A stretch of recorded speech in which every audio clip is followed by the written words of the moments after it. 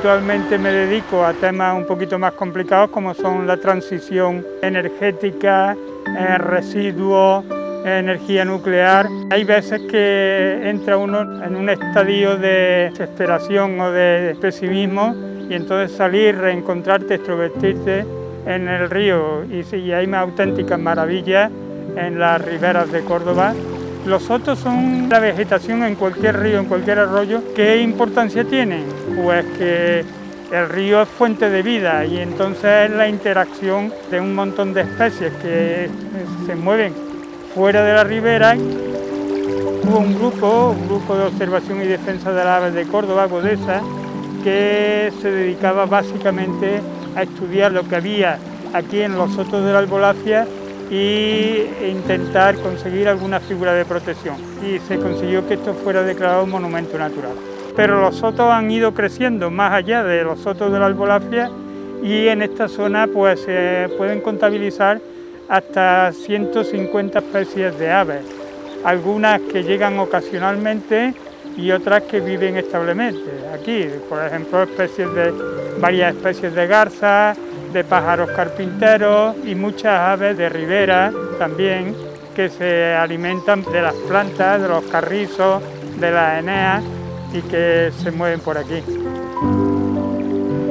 En época nupcial cambia el plumaje, la coloración de pico y ojos de algunas especies. También modulan su canto. Todo vale para llamar la atención de la pareja. Cada vez me gusta ver más gente con cámaras, más gente con prismáticos y compartir, y a lo mejor me gusta mucho a lo mejor pasear y encontrarme con Pepe y decirme, pues si ha visto por allí el pico menor, e ir corriendo. Me gusta que cada vez somos más personas las que aparecemos en el río. Tenemos dos grandes monumentos en Córdoba, uno en la Mezquita y otro son los sotos de la Albolafia. Ya era monumento natural desde el año 2001, pero queríamos seguir manteniendo nuestro río y luchando porque no dividiese a la ciudad. Ahora mismo vuelve a estar otra vez como dividida por el río, por toda la vegetación que tiene, no nos permite ver el sur.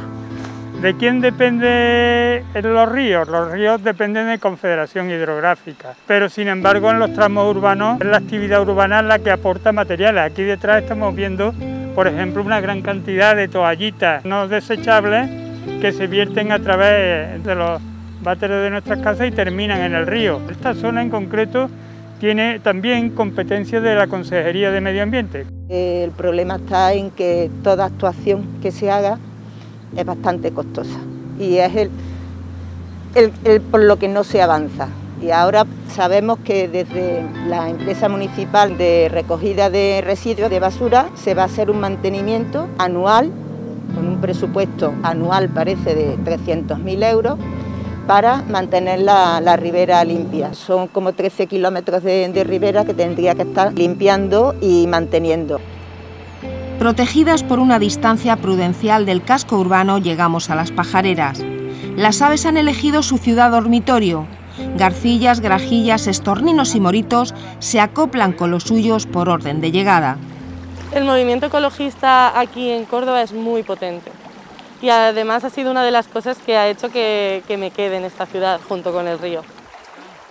Desde que se comienza a industrializar el campo, en los olivares se encuentran zonas donde se pierden 200 toneladas de suelo por hectárea y año. Eso ha provocado que haya gran cantidad de sedimentos y esos sedimentos cuando llegan a Córdoba y se encuentran con los puentes y se encuentran con los molinos, se depositan y han hecho que aparezcan isletas donde antes no existían.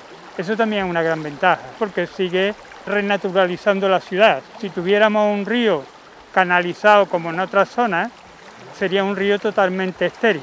El problema es que si lo dejamos que sigan acumulándose los limos y los sedimentos, en muchos casos aparecen fauna invasora, no se generan ventanas para poder vislumbrar los aves. Yo soy una especie de Tom Sawyer del Guadalquivir, para que os hagáis una idea.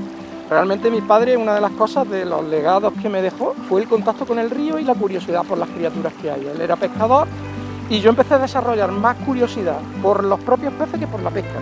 El hombre, ¿qué es lo que hizo? Segmentar el río Guadalquivir a través de la construcción de presas. ¿Y por qué le afecta esto a los peces? Sería la siguiente pregunta. Si tú a esos peces que hacen esas migraciones reproductoras le colocas una barrera, como fue la presa de Alcalá, pues te estás cargando todo ese flujo que o bien venía del mar hacia el río o bien a la inversa. Uno de los problemas serios de conservación que tienen los peces, además de las presas, son la presencia de especies exóticas invasoras. En unos casos ha sido la pesca deportiva, fundamentalmente, el motivo principal. Te voy a enseñar, son varias especies, esta en concreto sería el calandino, que es una especie autóctona y tiene un alto valor ecológico. Luego tenemos la colmilleja, que es un pez que llamamos bentónico, quiere decir que vive pegado al fondo, de ahí su curiosa forma que tiene, y que también es otro pez autóctono de alto valor ecológico, ¿vale? Y por último tenemos aquí también el que quizás sea el más abundante de los peces autóctonos del Guadalquivir, y es una larva de bardo. Yo desde pequeño hasta los 9 años viví prácticamente a la orilla del río. Todos los días también, cuando un poquito más mayor, cruzaba el río para ir al colegio.